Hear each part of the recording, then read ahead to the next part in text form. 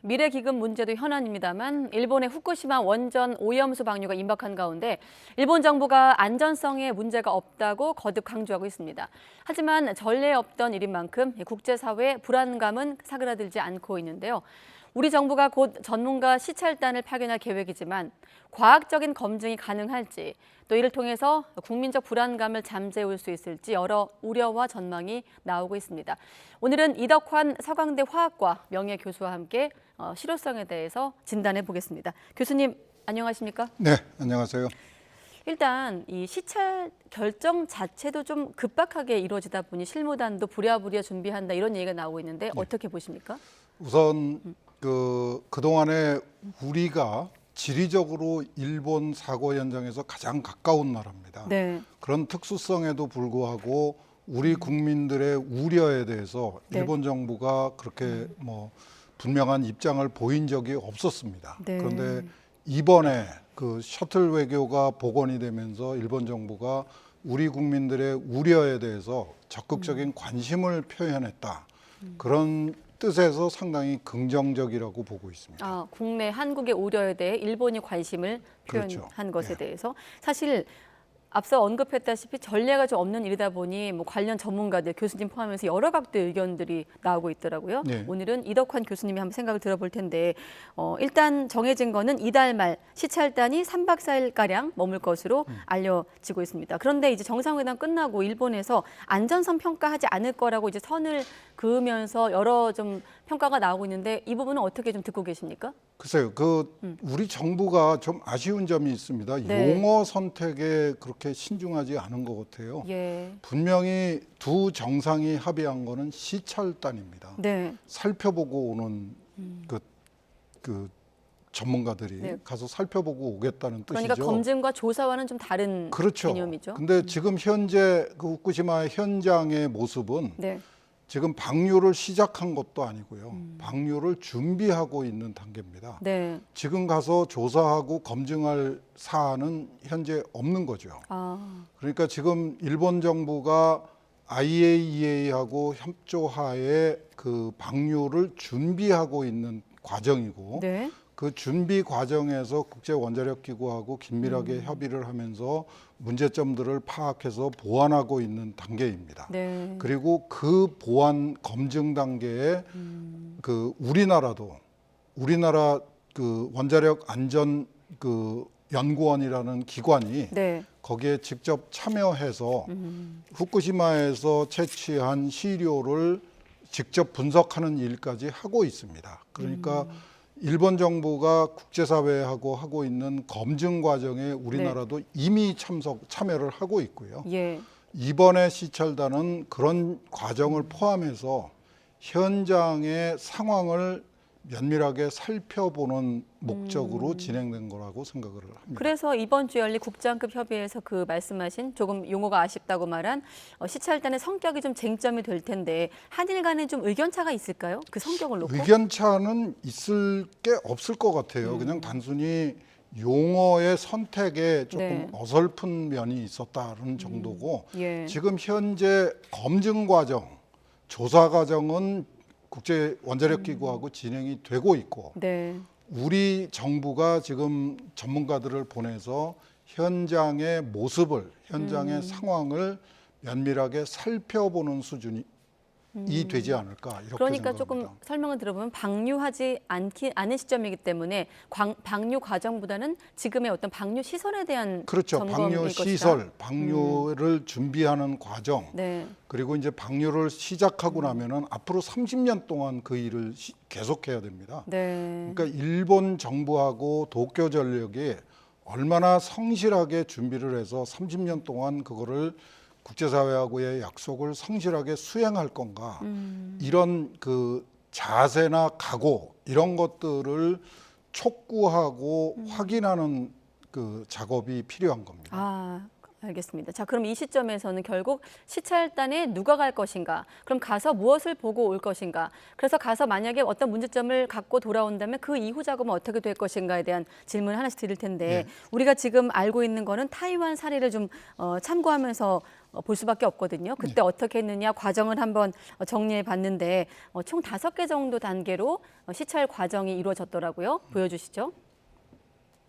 네, 언론에서 많이 보도된 알프스, 이 다액종 제거 설비 오염수 절차에 대한 설명을 듣고, 그다음에 이제 방류 전에 방사성 물질 농도를 측정하는 과정부터 쭉 이제 나와 있는데 교수님 보시기에 시찰단이 가서 확인한다면 저 과정 중에 어떤 점이 가장 관건이 되는 겁니까? 아마도 예. 그 절차에 대한 설명을 듣고요. 예, 그 농도의 측정이나 이런 것들은 그렇게 그 중요한 사안이 아니고요. 그거는 그 현재 저장 탱크에 들어있는 오염수의 상태가 중요한 게 아니라 네, 그거를 처리를 하고 희석을 시킨 다음에 실제로 태평양에다가 방류하는 방류수의 수질이 문제인 거죠. 네, 그거는 지금 우리가 확인할 수 있는 단계가 아닙니다. 네. 그리고 지금 그 후쿠시마 앞바다에서 그 상당히 많이 그 잡히던 오염된 수산물은 네. 이제는 많이 줄어든 상황입니다. 그러니까 거기에서 뭐 오염된 수산물을 찾아낼 방법도 없는 거고요. 네. 아까 말씀드렸다시피 일본이 준비하고 있는 방류 절차 이거를 30년 동안 충분히 성실하게 수행할 의지가 있느냐, 각오가 되어 있느냐 이런 것들을 확인하는 게 훨씬 더 중요하고. 자, 그러면 그런 일본의 각오나 의지는 어떻게 확인할 수 있을까요? 일단 환경단체 같은 경우는 오염수 방류를 위한 요식행위에 불과할 거란 이제 우려 섞인 전망이 많은데 쉽게 말해 도쿄 전력이 보여주는 자료만 보고 돌아오면 안 된다는 지적이거든요. 그 되는 자료는 국제 원자력 기구를 통해서 지속적으로 공개가 되고 있고 확인이 되고 있습니다. 네. 우리 전문가가 가서 거기서 뭐 별도로 할 일은 따로 있는 것이 아니고요. 네. 촉구한다는 표현이 더 정확할 것 같습니다. 우리 국민들이 굉장히 걱정을 많이 하고 있으니까 일본 정부와 도쿄전력과 일본 국민들이 힘을 합쳐서 국제사회하고 약속한 이 절차를 성실하게 이행해달라. 그런 그 요구를 하는 게 더 중요하지 않을까 생각합니다. 요구를 해야 된다. 자, 그런데 지금 일본이 자체 정보를 공개를 하고 있습니다만 그 횟수도 제한적이고 지금 공개하고 있는 범위도 제한적이라는 전문가 지적도 있는데 여기에 대해서는 어떻게 보십니까? 저는 정확하게 개인적으로 그 잘 납득이 되지 않습니다. 네. 이게 지금 시시각각으로 변화하고 있는 상태도 아니고 예. 지금 그 10년 가까이 지금 저 탱크 속에 저장되어 있는 상태입니다. 네. 그거를 뭐 매일 하루에 몇 번씩 저 측정을 해가지고 자료를 공개할 이유도 없는 거고요. 네. 제가 살펴본 바로는 자료는 너무 많아서 확인이 어려울 정도입니다. 일본에서 공개하고 있는 자료가. 일본에서도 그렇고 예. 국제 원자력 기구 홈페이지에도 그렇고 자료가 대단히 많습니다. 네. 우리가 원하는 자료를 찾기가 힘들 정도이죠. 근데 우리한테 맞춤형으로 자료를 공급해 달라. 그런 요구는 할 수 있겠죠. 네. 그런데 뭐 자료가 감춰지고 있다라는 취지의 지적에 대해서는 저는 개인적으로 동의하기가 굉장히 어렵습니다. 알겠습니다. 자, 아무튼 정리해보면 지금 AI, EA 차원의 검증이 이루어지고 있고 4차 보고서까지 예. 나온 것으로 알고 있는데 교수님 말씀을 들어봐도 그렇고 아까 과정을 살펴봐도 그렇고 우리 시찰단이 간다고 해도 IAEA와 좀 별도의 어떤 특별한 결과를 내기 쉽지 않아 보이는데 어떻습니까? 그런 가능성은 없죠.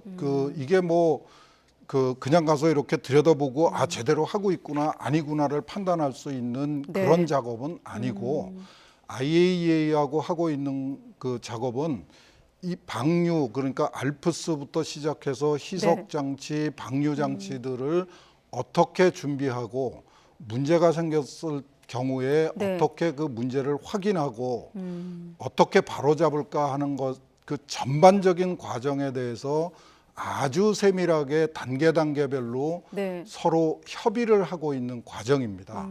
그 과정에 우리가 끼어들어서 우리도 네. 그 작업에 참여를 하고 있고요.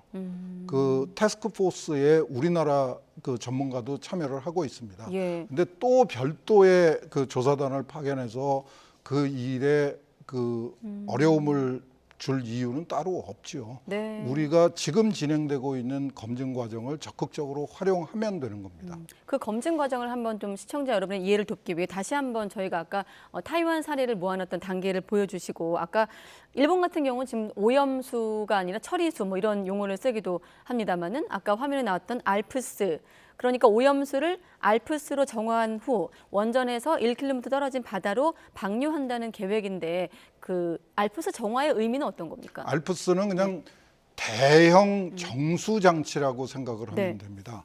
이온 교환 수지라는 막을 사용을 해서 네. 그 안에 들어있는 방사성 핵종의 상당 부분을 제거를 하는 겁니다. 이게 뭐 100% 완벽해야 될 필요도 없고, 목표는 그 바다로 방류하는 수질이 정해져 있습니다. 그 목표가 달성이 안 되면은 반복해서 알프스로 처리를 하면 되고요. 네. 그 알프스로 이제 대부분의 그 핵종은 충분히 제거가 되고, 그래서 원전에서 사용하는 그 방류 기준, 예. 방류 허용 기준 이하로 방사성 핵종의 농도를 떨어뜨리는데, 딱 문제가 되는 게 이제 삼중수소입니다. 삼중수소는 알프스라는 제거 장치로 제거가 안 되기 때문에 그거를 400배로 희석을 시켜서 네. 물켜서 그 최종 방류하는 물에 들어있는 삼중수소의 농도는 방류 기준의 10분의 1 이하로 떨어뜨리겠다. 이게 목표거든요. 네. 그러니까 지금 현재 그 탱크 속에 들어있는 물이 우리의 관심사가 아니고, 예. 그 처리를, 그 탱크 속에 들어있는 물은 오염수고요. 지금 화면에서 처리수 저장 탱크에 들어있는 그렇죠. 네. 처리 그 오염수 저장 탱크가 있고, 네. 알프스로 처리한 다음에 처리수 저장 탱크가 있고, 네. 그거를 물켜서 내보내는 것이 방류수입니다. 아, 그러니까 지금 2,000톤 수조를 말씀하시는 것 같아요. 그렇죠. 삼중수소를 희석한 부분. 그렇죠. 자, 그런데 질문이, 그러면 알프스로 거르고 바닷물로 희석하면 안전할까? 여기에 대한 궁금증은 좀 있거든요. 이 부분에 대해서 네. 뭐 여러 가지 얘기가 있는 것 같습니다. 예. 물키더라도 총량은, 오염물질의 총량은 변하지 않는다. 당연한 얘기죠. 예. 달라지는 건 뭔가 하면 인체에 노출될 수 있는 양이 네. 희석에 반비례해서 줄어든다는 겁니다. 우리가 커피를 한 잔을 100배로 물키면 100잔이 되는데, 네. 100잔의 물킨 커피를 한꺼번에 마실 수 있는 방법은 없죠. 네. 근데 그 물킨 커피 한 잔을 마시면 그 안에 들어있는 커피 원액은 100분의 1로 줄어드는 겁니다. 네. 이게 이제 그 핵심인데요. 용량이 독을 만든다라는 말이 있습니다. 아무리 독성이 강한 물질이라도 네. 아주 적은 양을 먹으면 그 독성이 나타나지 않고요.